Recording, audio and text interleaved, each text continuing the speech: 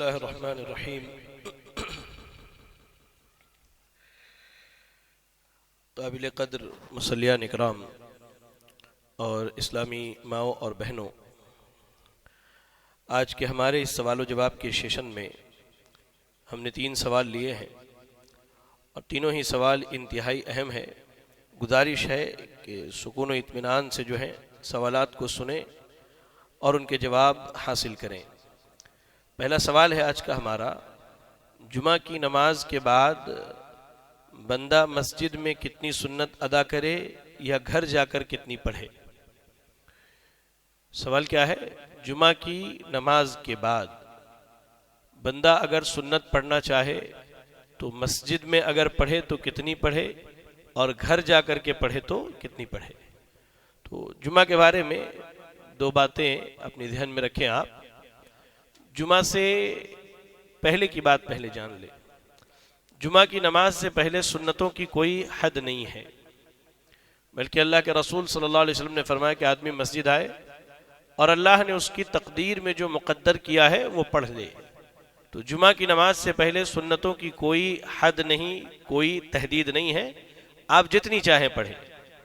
لیکن جمعہ کے بعد کی جو بات ہے تو اس کے بارے میں صحیح مسلم کی 2 حدیثیں ملتی ہیں اور دونوں میں اللہ کے نبی صلی اللہ علیہ وسلم نے فرمایا، من کان منکم مصلیا یوم بعد الجمعۃ فلیصلی 4، کہ تم میں سے کوئی آدمی اگر جمعہ کی نماز کے بعد سنت پڑھنا چاہے تو وہ 4 رکعت پڑھے۔ اور صحیح مسلم کی ایک اور روایت ہے، اس میں بھی یہی ذکر ہے کہ جمعہ کے دن اگر کوئی پڑھنا چاہے تو 4 رکعت پڑھے۔ اچھا، اس کے علاوہ آپ دیکھیں تو صحیح بخاری میں عبداللہ ابن عمر رضی اللہ تعالی عنہ سے ایک روایت ملتی ہے جس میں یہ ہے کہ جمعہ کے بعد اللہ کے رسول صلی اللہ علیہ وسلم جمعہ کے بعد اپنے گھر گئے اور گھر جا کر کے آپ نے 2 رکعت ادا کی۔ اپنے گھر گئے اور گھر جا کر کے کتنی ادا کی؟ 2 رکعت ادا کی۔ تو ان دونوں حدیثوں کو بنیاد بنا کے بعض بھائی یہ کہتے ہیں کہ آپ اگر مسجد میں پڑھ رہے ہیں تو 4 پڑھیں اور گھر پہ پڑھ رہے ہیں تو 2 پڑھیں۔ حالانکہ یہ رائے اور یہ موقف صحیح نہیں ہے۔ آپ سمجھ لیں کیوں؟ اب دیکھیں، اللہ کے نبی نے کہا کہ 4 پڑھو اور آپ خود جا کے گھر پہ 2 پڑھتے ہیں۔ اب دونوں میں ٹکراؤ ہے نا، 4 اور 2 میں۔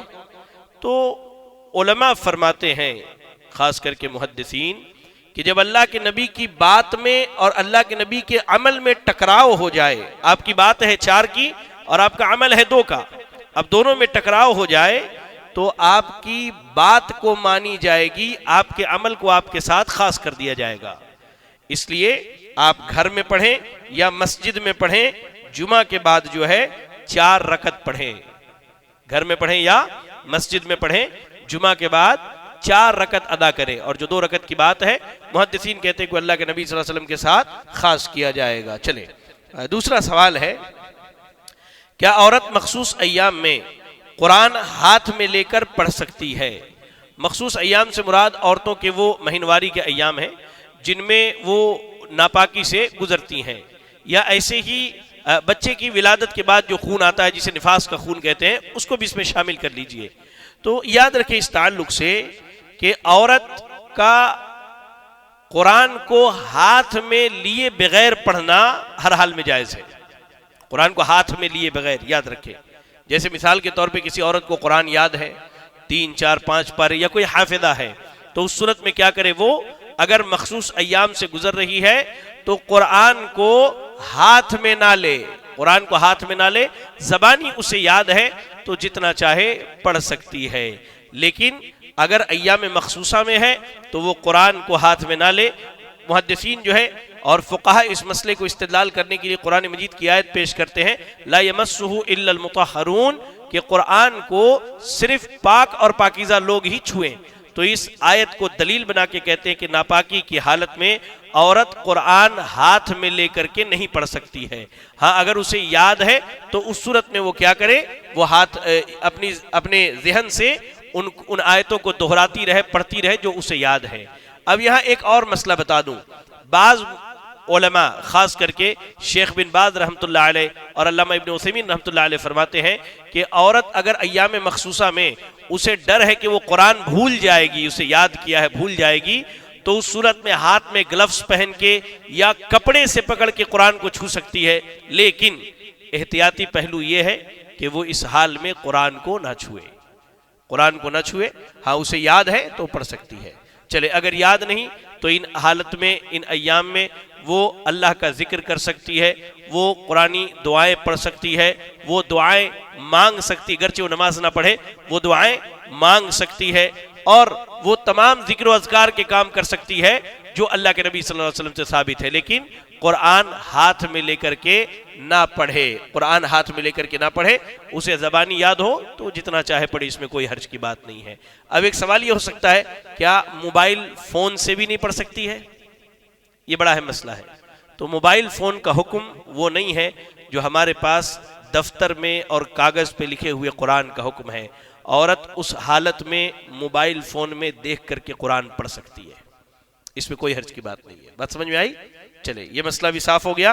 اس کے بعد آج کا جو سوال ہے، تیسرا سوال، وہ یہ ہے کہ اللہ کے رسول صلی اللہ علیہ وسلم رمضان اور غیر رمضان میں رات کی نماز کتنی پڑھتے تھے، اور اس میں وتر کتنی رکعت ہوتی تھی، اور کیا وتر ایک رکعت کو معمول بنانا چاہیے، اور وتر کی دعا میں کب کب آمین بولنا چاہیے؟ یہ مکمل سوال جو ہے وتر کے تعلق سے ہے۔ تو یاد رکھیں، صحیح حدیث کے الفاظ ہیں، ام المومنین سیدہ عائشہ رضی اللہ تعالی عنہ فرماتی ہیں کہ صحیح بخاری کی روایت ہے کہ اللہ کے رسول صلی اللہ علیہ وسلم رمضان اور غیر رمضان میں رات کی نماز 11 رکعت سے زیادہ نہیں پڑھتے تھے۔ آپ 11 رکعت پڑھتے تھے، 4 اور 3۔ 4 رکعت کے بارے میں کہتی ہے سیدہ عائشہ کہ ان 4 کے بعد جو 4 پڑھتے تھے ان کی لمبائی اور ان کی خوبصورتی کا میں تم سے کیا بیان کروں، اور اس کے بعد جو ہے آپ 3 پڑھتے تھے، یعنی 2 کر کے ایک سیٹ 4 کا، پھر 2 کر کے ایک سیٹ 4 کا۔ تو یہ بھی ثابت ہوا کہ 4 رکعت کے بعد جیسے حافظ صاحب تھوڑی دیر بیٹھتے ہیں، بیٹھنا چاہیے، سنت سے ثابت ہے۔ اس کے بعد جو ہے 4، پھر جو ہے 3 رکعت وتر ادا کیا کرتے تھے۔ تو سوال کا پہلا حصہ یہ ہے کہ اللہ کے نبی صلی اللہ علیہ وسلم رمضان اور غیر رمضان میں 11 رکعت پڑھتے تھے۔ جی ہاں، اس میں وتر جو ہے آپ 3 رکعت ادا کرتے تھے، وتر جو ہے 3 رکعت ادا کرتے تھے۔ اور سوال ہے کیا 1 رکعت وتر کو معمول بنانا چاہیے؟ تو نہیں بنانا چاہیے۔ وتر کے بارے میں جو صحیح حدیثیں ملتی ہیں ان میں وتر کی تعداد 1، 3، 5، 7 اور 9 تک جاتی ہیں۔ 1، 3، 5، 7 اور 9۔ شاذ و نادر ہم میں سے کسی نے 9 رکعت کبھی پڑھی ہو زندگی میں، شاید کبھی کسی نے پڑھا ہو۔ بہرحال اللہ ہم سب کو اس خیر کی توفیق دے، آمین۔ وتر جو ہے اللہ کے نبی صلی اللہ علیہ وسلم ہمیشہ یا اکثر جو ہے آپ 3 رکعت وتر کا اہتمام کرتے تھے۔ اور جہاں تک 1 رکعت کی بات ہے تو اس کے بارے میں اللہ کے نبی صلی اللہ علیہ وسلم سے جو حدیث ملتی ہے وہ یہ ہے کہ صلاۃ اللیل مثنی مثنی فاذا خشی احدکم الصبح صلی رکعتا واحدہ، کہا کہ رات کی نماز 2 رکعت ہے، جیسا میں نے آپ کو بتایا 2 کا ایک سیٹ، 2 کا ایک سیٹ، تو 2 رکعت کر کے ہے۔ اور اگر کسی کو صبح ہونے کا ڈر ہو تو 1 رکعت وتر پڑھ لے۔ اب یہاں کون سی صبح ہونے کا ڈر ہے بھائی؟ اب ہم جو روزانہ کا معمول بنا لیے، میں حافظ صاحب آپ کو کچھ نہیں کہہ رہا ہوں، ایک مسئلہ بیان کر رہا ہوں، آپ ہرگز اپنے اوپر نہ لیں۔ کئی جگہوں پہ ہم نے دیکھا بعض بھائیوں کو وہ کیا کرتے ہیں، 1 رکعت وتر کو معمول بنا لیتے ہیں۔ یہ معمول نہیں بنانا چاہیے، یعنی معمول یعنی عادت نہیں بنانی چاہیے۔ اللہ کے نبی نے کہا صبح ہونے کا اگر ڈر ہو تب 1 رکعت پڑھ لو، لیکن اگر صبح ہونے کا ڈر نہیں ہے تو 3 پڑھیے، آپ 5 پڑھیے، 7 پڑھیے، کبھی 9 بھی پڑھ لیجئے۔ ہاں ایک چیز یہاں ہے، اب ہوتا کیا ہے، امام صاحب بیچارے کبھی کبھی گھبراتے ہیں کہ اگر میں 3 رکعت پڑھاؤں تو آدھے لوگ خود ہی 1 رکعت پڑھ کے گھر چلے جاتے ہیں۔ یہ لوگ شرعی دلائل کے اعتبار سے بہت بڑے ثواب سے محروم رہ جاتے ہیں۔ حدیث ہے نا کہ آپ امام کے ساتھ قیام کریں یہاں تک کہ امام نمازوں کو مکمل پڑھا لے، پھر آپ جائیں، اور صبح کی نماز میں جب آتے ہیں تو آپ کے بارے میں اللہ کے لکھا جاتا ہے کہ اس نے پوری رات قیام کیا ہے۔ تو یہ فضیلت آپ کو کب ملے گی؟ اگر امام 3 رکعت وتر پڑھا رہا ہے تو آپ اس کے پیچھے 3 رکعت وتر پڑھیے، 3 رکعت وتر پڑھیے۔ اچھا بعض بھائی اس دن یہ سوال کا حصہ گزرا تھا، 2 رکعت میں بیٹھے رہتے، آخری رکعت آتی اللہ اکبر، اس صورت میں امام کے سلام پھیرنے کے بعد آپ کو 2 رکعت نماز پڑھنی ہوگی، 2 رکعت نماز پڑھنی ہوگی، اس لیے کہ امام نے 3 کی نیت سے پڑھائی ہے۔